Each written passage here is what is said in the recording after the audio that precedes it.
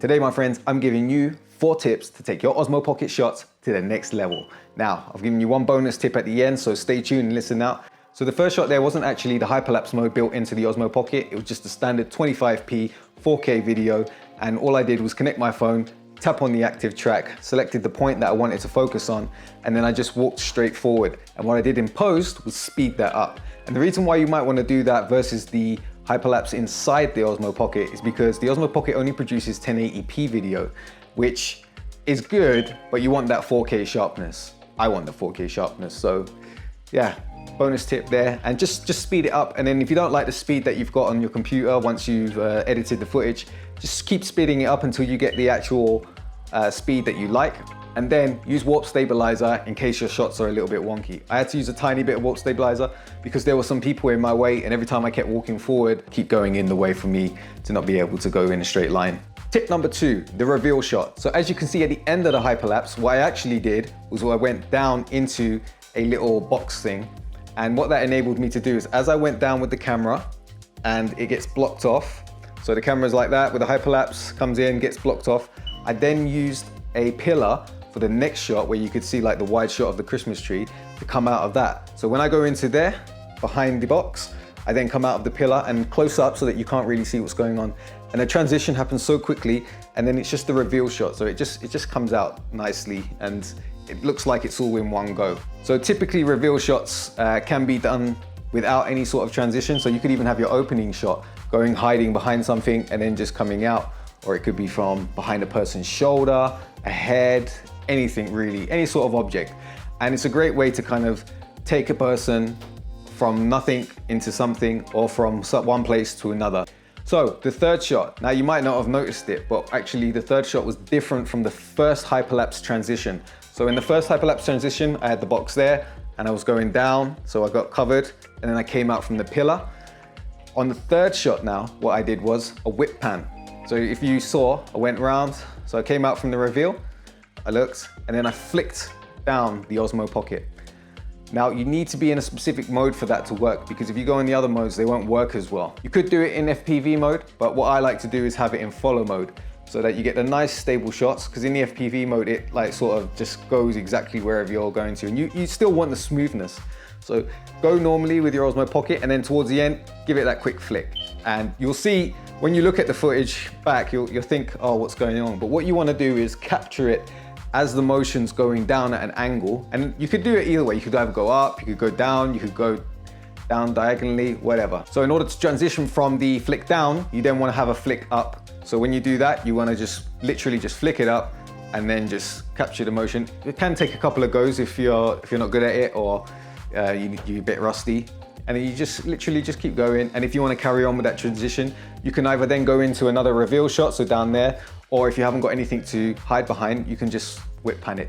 And that's how you can do in-camera transitions. And that's a great way to take your Osmo Pocket shots to the next level, really, rather than the standard cuts.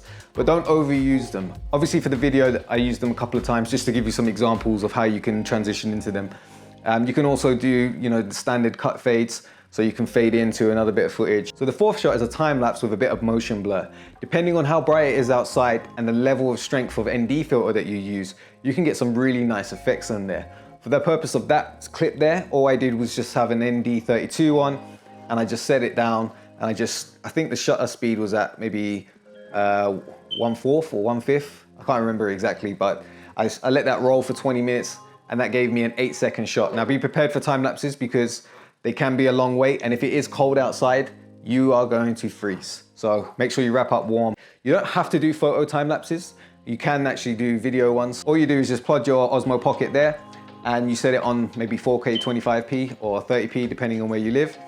And you just let that roll, and you just let it roll, and what you do in post is then you just speed it up and let it go, and just speed it up even more the faster you want it. One of the most important things to remember when you're doing the time lapses is to enable the picture and video mode on there. So when you see the little picture, you can tap on it, and then it will show another little box inside it. What that does is it gives you a 1080p video, but then gives you the 4K picture files. You need those to create 4K time lapses via the photo method. If you do not do that, you'll only end up with 1080p, and I believe it only comes in at 30 frames per second, which is not really what you want. So I have 2 bonus tips for you. Number 1, make sure you get ND filters when you're shooting outside. it gives you so much more creative control, and you really don't want your highlights blown out, and you want to get that natural motion blur when you're out there. You want to get like double your shutter speed to your frames per second. Be sure to check out my other Osmo Pocket video where I teach you how to get the best cinematic settings out of there towards the end of this video. My other tip for you is to check out the other different types of modes we have on here. We have the FPV mode, we have follow mode, and we have tilt lock.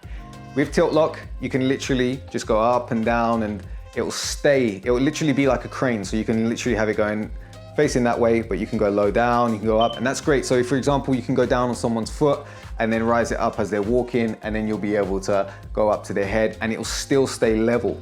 So play around with those kind of settings, check it out, get a different feel. You might even have a specific style that you even like doing. Imagine if you're on a skateboard or something and you can just get like an extension stick, point it down at your feet while you're skateboarding or roller skating or even on a bike, and then you could just literally lift it up and then you'll have a really nice crane shot. And those can be great for adding dramatic expression to your moves. The FPV mode, that's pretty good if you want to have like a sort of GoPro-like experience while it's stabilized. So if you have a chest mount or a shoulder mount, I'll be getting one of those very soon. So I'm going to show you a variation of different types of straps and mounts and what you can do with them to sort of enhance your videos. Maybe you're a YouTuber or you just want to make some fun home videos. I'll be showing you very soon how to do that. And if you enjoyed today's video, my friends, you know what to do. Hit the subscribe button, like, leave a comment down below.